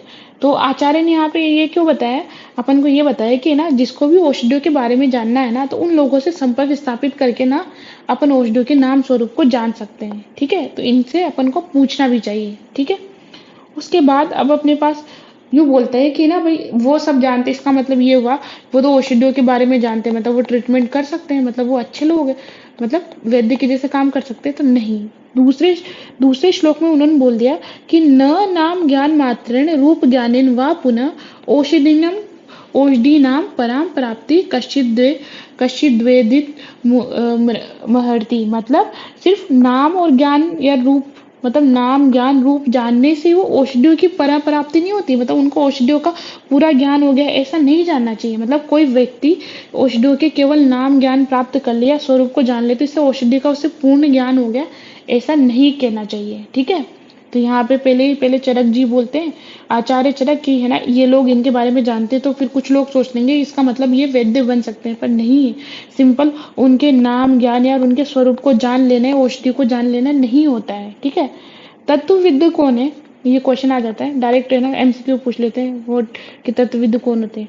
तो योग वित्व अपि रूप रूपज्ञ तासाम तत्वविद उच्यते, जो योग विद अपि रूप, मतलब जो औषधियों के स्वरूप को जानते हुए भी केवल उसके प्रयोग को जानता है, मतलब स्वरूप नहीं जानता है, जैसे कि अब मतलब जिसको द्रव्य गुण नहीं पता है, जैसे ना मतलब डीजी नहीं पता है, बस उसने ना ओपीडी देखी है, ठीक है, क्या देखी है, ओपीडी देती है, मतलब उसके स्वरूप को नहीं जानता, पर हाँ वो उसके प्रयोग को जानता है, ठीक है। किम पुनरियो विजानियोद औषधि सर्वता विषम, तो उसे क्या बोलते हैं, तत्वविद, वो तत्व को जानता है, मतलब तत्व मतलब उसका बेसिक जो अपन को उसका जो सार है उसको तो जानता है कि किसमें देना है, बस वो औषधि को नहीं जान रहा किसमें देना है, मतलब उसका तत्व तो जानता है, तो तत्वविद वो होता है, तो स्वरूप को तो नहीं जानता, योगविद अपि रूपग तासाम, मतलब जो उसके स्वरूप को नहीं जानता, बस उसके प्रयोग को जानता है, वो क्या होता है? तत्वविद होता है। ठीक है। अब श्रेष्ठ चिकित्सक क्या होता है? श्रेष्ठ चिकित्सक वो होता है जिसे, अब मान लो किसी को पता चल गया ये औषधि वो सब में एक जैसी दे रहा है, ठीक है, तो बस उनकी परीक्षा कुछ भी निकला, सब में एक जैसी औषधि दे रहा है, तो वो विषयज्ञ नहीं होता है। विषयज्ञ का होता है योग माशाम तु यो विद्यात देश काल उपपादितम, मतलब जो पुरुषम पुरुषम विषयम स गे विषय उत्तमम, जो है ना पुरुष पुरुष को देख करके, मतलब जो प्रत्येक व्यक्ति की परीक्षा करे, कैसे? उसके देश के अनुसार, उसके काल के अनुसार उसकी परीक्षा करके फिर औषध दे, उसको बोलते हैं विषय उत्तमम। तो यहाँ पर है ना ये कोटेशंस दी जा सकती है, फिर है ना फिलिंग द ब्लैंक्स करवा लेते हैं कि विषय, अब यहाँ पे क्या आएगा, फिर 2-4 कोटेशन दे देंगे, पुरुषम पुरुषम विक्षम, या फिर ये पूरी कोटेशन देंगे, तो अपन को याद कर विषय उत्तम क्या है? जो सारे सबकी परीक्षा करके, मतलब देश काल की परीक्षा करके जो मेडिसिन को दे, वो होता है विषय उत्तम। ठीक है। अब अविज्ञात और विज्ञात औषधि प्रयोग का परिणाम, अगर हमें औषधि के बारे में नहीं पता है तो देखो, न जानी वो औषधि किसके समान होती है? विष के समान, या फिर शस्त्र के समान। यथा अग्निर अश्नियर, यथा अग्नि मतलब अग्नि के समान। अश्नि, अश्नि बोलते हैं अपने पास यहाँ पे इंद्र के वज्र को बोलते हैं। अश्नि किसको बोलते हैं अपने पास? वज्र को बोलते हैं। तो अगर अपन औषध के बारे में नहीं जानते ना, तो वो विष के समान होती है, शस्त्र के समान होती है, अग्नि के समान होती है, और अश्नि मतलब इंद्र के वज्र के समान होती है। कौन सी? अविज्ञातम औषधि। और विज्ञातम अगर अपन उसको जानते हैं तो औषधि क्या होती है? अमृत के समान। ठीक है। किसके समान होती है? अमृत के समान। तो देखो, आचार्य चरक ने सारे चीजों को मतलब कितने अच्छे तरीके से बताया गया है। ठीक है। यहाँ पर पूरा सदवृत्त पूरे सबके बारे में बताया गया है। ठीक है। औषध की सम्यक प्रयोग का महत्व क्या होता है कि अगर जो है ना औषधि ही अनविज्ञातम नाम रूप गुणेश त्रिविधि, मतलब जिस औषध का नाम, स्वरूप और गुण तीनों ज्ञात नहीं हो, ठीक है, अथवा ज्ञात होने पर भी जिसका सम्यक प्रयोग है ना, दुर्युक्तम मन अर्थ यो योपपदते, मतलब असम्यक्त हो, तो दोनों ही अर्थकारी अनर्थकारी होते हैं। मतलब उसको नाम, स्वरूप या फिर गुण नहीं पता हो, या एक कंडीशन तो ये हो गई, या फिर मान लो नाम स्वरूप गुण पता है पर उसका असम्यक मतलब दुर्युक्त, मतलब है ना उसका प्रयोग, जिसका प्रयोग है ना वो गलत तरीके से करा, तो वो दोनों ही क्या होते हैं? अनर्थकारी होते हैं। पहले तो अगर उसका नाम गुण ये नहीं पता हो तो वो भी अनर्थकारी है, और पता है पर उसको दुर्युक्त मतलब अपन उसको असम्यक प्रयोग करते हैं, तो दोनों ही अनर्थकारी होते हैं। तो आजकल लोग बोलते हैं ना कि अरे आयुर्वेद के तो कोई साइड इफेक्ट नहीं है, अपन कैसे भी मेडिसिन ले सकते हैं, तो नहीं, अपन है ना ये सबसे बड़ा मिथ है। अगर अपन मेडिसिन को सही से मतलब सही तरीके से नहीं लेंगे ना आयुर्वेद की भी, तो वो भी हमारे पास क्या होती है? अनर्थकारी होती है। ठीक है। अब देखो, अब यहाँ से आता है सम्यक प्रयोग का महत्व क्या होता है कि अगर अपन अच्छे से प्रयोग करेंगे तो क्या होगा। ठीक है। तो देखो, अगर है ना योगात अपि विषम तीक्ष्णम उत्तमम भेषज भवेत, योगात अपि विषम, अपि मतलब भी, विष भी है ना अगर अपन सम्यक योग से करेंगे ना, मतलब अगर सही तरीके से करेंगे ना, तो वो भी क्या काम करती है? भेषज का काम करती है। कि तेज विष जो रहता है ना, तीक्ष्ण विष है ना, अगर इसको योग, अगर अपन इसका सम्यक प्रकार से प्रयोग करेंगे ना, तो ये क्या बन जाती है? श्रेष्ठ औषधि बन जाती है। ठीक है। और बेशजम च अपनी दुर्युक्तम तीक्ष्णम संपदते विषम, और जो औषधि जो रहती है ना, अगर अपन ने उसका दुर्युक्त कर दिया ना, तो वो क्या बन जाती है? विष बन जाती है। ठीक है। कितना सुंदर बोला है कि अगर अपन ने विष को सम्यक तरीके से लिया ना, तो तीक्ष्ण विष है ना वो भी है ना औषधि का काम करता है। पर अगर औषधि को अपन ने असम्यक तरीके से लेना, तो किसका काम करेगी? विष का काम करेगी। इसीलिए वैद्य का क्या महत्व होता है कि तस्मान विषजा युक्तम युक्ति बाहन भेषजम, इसीलिए भेषज मतलब वैद्य को चाहिए कि युक्ति बाह्य मतलब सम्यक प्रयोग जानने वाले वैद्य से है ना, उसी से अपन को क्या लेनी चाहिए? औषधि लेनी चाहिए। मतलब जो छद्मचर जो ऐसे झोला छाप रहते हैं ना, उनसे औषधि नहीं लेनी चाहिए। ठीक है। ये सम्यक प्रयोग का महत्व है। ठीक है। और अगर अपन मान लो, है ना, अगर हमने मान लो कि है ना अ, यहाँ पर फिर बाद में बोला है कि मूर्ख वेद किस प्रकार होता है, मूर्ख वेद किस प्रकार होता है। ठीक है। यहाँ पे बीच में योग वाइज विदोक्षणम ब्राह्मणम वीर्यवर्धनम, ये किसके लिए बोला है? भाव प्रकाश ने ये बोला है वत्सनाप के लिए। किसके लिए बोला है ये वत्सनाप के लिए बोला है। ठीक है। वत्सनाप विष। अब देखो, मूर्ख वेद क्या होता है? कुरियान ने पतितो मूर्धनि सशेषम वासव व अश्नि, मतलब ये ना यदि सिर के ऊपर है ना इंद्र का वज्र गिर पड़े, तो भी मनुष्य की आयु शेष रह जाती है। सशेषम आतुरम पर कुर्यान न तत्व ज्ञातम औषधम न तत्व अज्ञमत औषधम, मतलब अज्ञ, अज्ञ मतलब अज्ञानी, ठीक है। देखो, अगर हमारे सिर पे नी पतितो यानी गिर जाता है, वह किसका, वाशव अश्नि, अश्नि मैंने बोला था ना इंद्र का वज्र, अगर इंद्र का वज्र भी सिर पे गिरे ना, तब भी ना शेषम इंसान बच सकता है, ठीक है, आतुर बच सकता है। पर अगर अज्ञ मतलब अज्ञान व्यक्ति, है ना, अगर मूर्ख व्यक्ति अगर तुम्हें औषध दोगे ना, तो उससे तुम कभी नहीं बच सकते, ठीक है। तो देखो कितनी बड़ी उपमा दे रखी है कि भाई इंद्र के वध से भी बच जाओगे, पर अज्ञान व्यक्ति के द्वारा, जो अज्ञानी व्यक्ति है, जो मूर्ख व्यक्ति है, मूर्ख वैद्य, अगर वो तुम्हें औषधियां देगा तो उससे ना कभी भी अपनी आयु शेष नहीं रहेगी। अशेषम आतुरम मतलब कभी भी रोगी को आयु शेष नहीं रहती, मतलब निश्चित ही वो मर जाएगा, ठीक है। ऐसे ऐसे ही है ना, हमारे जो आचार्य है ना चरक, ये जो चरक संहिता, ये है ना हमें ना हमारे मौलिक सिद्धांतों के बारे में भी बताती है। ये पूरा इसमें सदवृत है, इसमें आचार है, सारे इसमें औषधियां है, तो ये पूरा होलसम सबसे अच्छा तंत्र है ये चरक वाला, ठीक है।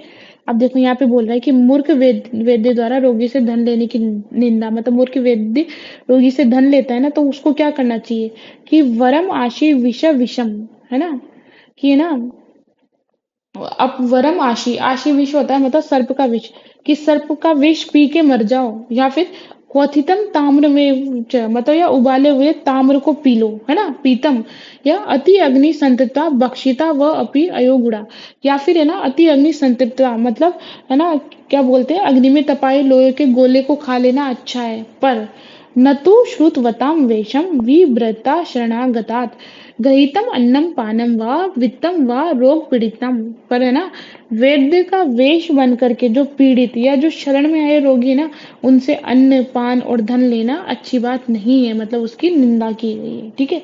तो ये वाला रेफरेंस क्वेश्चन आ जाता है यहाँ पे, वरम आशी विषय विषम क्वथित ताम्र वेवचा, मतलब सांप से कटवा के मर जाओ, या फिर ताम्र का पानी पी जाओ, उबलते हुए ताम्र का, या फिर लोहे के गोले को गर्म करके उसको खा लेना अच्छा होता है, पर वैद्य का वेश बन करके अपन को ये रोगी से नहीं लेना चाहिए, क्योंकि बेचारा वो खुद ही दुखियारा रहता है, परेशान होता है, और उस परेशानी के टाइम पे हम उसका धन लेते हैं, उसका वो लेते हैं, तो वो अच्छी बात नहीं होती है ना, वो गलत बात होती है, ठीक है। और अब हमारे पास यहाँ पे अब खत्म होने वाला है क्या, कि तदेव युक्तम वेशिजम, यदि अब अपने पास श्रेष्ठ औषध और श्रेष्ठ चिकित्सक क्या होता है। तो श्रेष्ठ औषध क्या होती है, जो यद आरोग्याय कल्पते, जो आरोग्य प्रदान करे, वो है श्रेष्ठ औषध, ठीक है। और भीषद, श्रेष्ठ विषद क्या होता है, जो रोगभ्यो ये प्रमोचित, जो रोगों का शमन करे, मतलब रोगों को हर ले, वो है श्रेष्ठ विषक, ठीक है। और जो आरोग्य प्रदान करे, वो क्या है, श्रेष्ठ औषध, ठीक है। और यहाँ पर कौन सा न्याय बताया चक्रपाणी ने, यहाँ पे बताया गुणाक्षर न्याय, कौन सा न्याय बताया, गुणाक्षर न्याय बताया, ठीक है। और लास्ट क्वेश्चन, लास्ट इसका श्लोक है कि सम्यक प्रयोगम सर्वेशम सिद्धिराख्याति कर्मणाम, सिद्धिराख्याति सर्वेश गुणेर युक्तम विषकम, मतलब सभी कर्मों में सिद्धि सफलता का प्राप्त होना ये सूचित करता है कि हमने काम सही किया है ना, सिद्धिराख्याति कर्मणा मतलब हमने प्रयोग है ना वो सम्यक किया है, मतलब उचित रूप से उसका प्रयोग किया है, ठीक है। और ये वेद संपूर्ण वेद्योचित गुणों से युक्त है, मतलब ये सिद्धिराख्याति सर्वेश गुणेर युक्तम विषगतम, मतलब वो जो वेद्य है वो सारे गुणों से युक्त है, और यही बात उसकी क्रिया की सिद्धि की सूचित करता है। तो ऐसे से अपन ने ये पूरा चैप्टर पढ़ा। अभी लास्ट के वापस एक बार फिर नोट से देख लेते हैं अपन।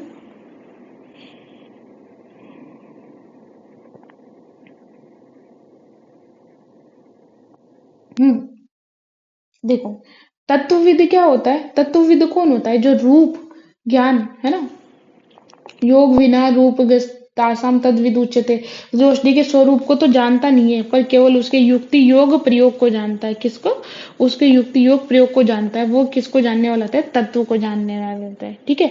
श्रेष्ठ चिकित्सक क्या होता है, पुरुषम पुरुषम विक्षे, मतलब वो सबकी है ना, सबके देश काल इनके अनुसार इनकी पहले परीक्षा करे, फिर औषधियों का प्रयोग करे, बजाय कि सब में एक जैसी औषधि दे दी कि ना, कि हाँ भाई सब एक जैसे ही, सब में एक जैसी औषधि दे दी, तो वो ना ऐसा ना करे। अगर वो सबके पहले देश काल के अनुसार परीक्षा करे, फिर औषधि का प्रयोग करे, तभी जाके क्या है वो विषक उत्तम, मतलब श्रेष्ठ विषक है, ठीक है।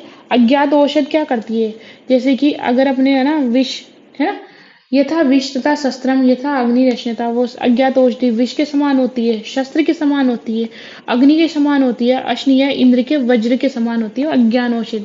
पर जो विज्ञात मतलब अगर औषध जानते तो वो किसके समान होती है, अमृत के समान होती है। ठीक है। अगर अपन सम्यक या उचित प्रयोग करेंगे ना तो योगात अपि विषम, अगर अपन सम्यक प्रयोग करेंगे तो योगात अपि विष मतलब जो तीक्ष्ण विष जो रहेगा ना उसका भी योग मतलब सम्यक प्रयोग करेंगे ना तो वो भी किसका काम कर जाएगी, भेषज का काम करेगी। पर अगर मान लो कोई वेषज है, कोई मेडिसिन है, अगर अपन उसको दुरुपयोग अगर सम्यक उपयोग नहीं करेंगे तो वो किसका काम करेगी, विष का काम करेगी। मतलब अगर सम्यक प्रयोग से विष भी ना औषध का काम करता है भेषज का, पर अगर असम्यक प्रयोग करते हैं तो औषध भी किसका काम कर देती है, विष का काम कर देती है। ठीक है। अब मूर्ख वेद क्या होता है, तस्मान विषया युक्ति युक्ति बायो ने वेश्या, मतलब जो सम्यक प्रयोग को नहीं जानते ना है ना वो होते हैं मूर्ख वैद्य, इनसे क्या लेना चाहिए, इनसे औषध नहीं लेना चाहिए। ठीक है। और मूर्ख व्यक्ति है ना रोगी से धन लेने के बारे में इसकी निंदा की गई है कि है ना भली से ना खुद को आशी विषम विषम मतलब खुद को सर्प से कटवा लो, या फिर है ना ताम्र का जलते हुए उबलते हुए ताम्र के पानी को पी लो, या फिर है ना अग्नि से तप्त उसके गोले को लोहे के गोले को खा लेना अच्छा है। पर है ना वैद्य बन करके सोचो, वैद्य का वेश बना करके रोग से पीड़ित शरण में आए हुए रोगियों से अपन को क्या नहीं लेना चाहिए, धन नहीं लेना चाहिए। कितनी बड़ी बात है। ठीक है। खुद को मार लो पर कभी ना किसी पीड़ित व्यक्ति से धन नहीं लेना चाहिए। ठीक है। श्रेष्ठ औषधि और श्रेष्ठ भेषज, श्रेष्ठ भेषज क्या होगी, जो आरोग्य प्रदान करेगी। ठीक है। मतलब जो हमें स्वास्थ्य रखेगी, स्वस्थ रखेगी। और श्रेष्ठ भेषज क्या होगा, जो हमारे रोगों को हर लेगा। मतलब अच्छा डॉक्टर अच्छा वैद्य क्या होगा, जो रोगों को हर ले वही अच्छा होगा। और अच्छी औषधि क्या होगी, जो हमें स्वास्थ्य हमारे स्वास्थ्य को बनाए रखे। ठीक है। और यहाँ पे कौन सा न्याय बताया चक्रपाणी, यहाँ पे बताया गुणाक्षर न्याय। ठीक है। और चिकित्सा साफल्य की कसौटी क्या है, मतलब चिकित्सा में सफलता कब मिलती है, जब अपन सम्यक प्रयोग करते हैं, वही हमारी सिद्धि का, उसी से हमें सिद्धि मिलती है। ठीक है। तो यहाँ से रेफरेंस क्वेश्चन थे कि औषधि नाम रूप जानते हैं जपा वने, ये कहाँ पर दे रखा है, तो ये चरक सूत्र 1 में दे रखा है। ठीक है। और न नाम मात्र रूप ज्ञान व पुनः औषधि प्राप्त, मतलब सिर्फ नाम मात्र से कुछ नहीं होता है। ठीक है। उसका ज्ञान भी होना चाहिए, उसको देने की विधि भी पता होनी चाहिए। तो यहाँ तक अब अपना चैप्टर पहला ये खत्म।